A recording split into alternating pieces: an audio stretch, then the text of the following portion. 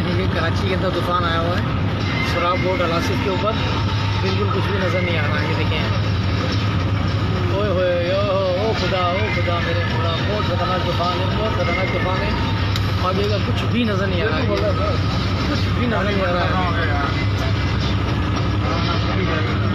सिर्फ और सिर्फ है ना, ये कार वाला साइड में हो गया है, ये लोग साइडों में होना शुरू हो गए।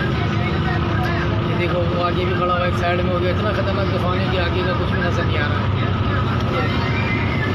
लोग साइडों में खड़े हो गए इसी वजह से कि कोई हादसा पेश ना आ जाए। ये देखो, सिर्फ आंधी और आंधी तूफ़ान बस। ये देखो लोग ये खड़े हुए, ये लोगों ने अपनी कारें पार्क कर लिए, साइडों में लगा ली हैं। ये देखो, कचरा उड़ रहा है।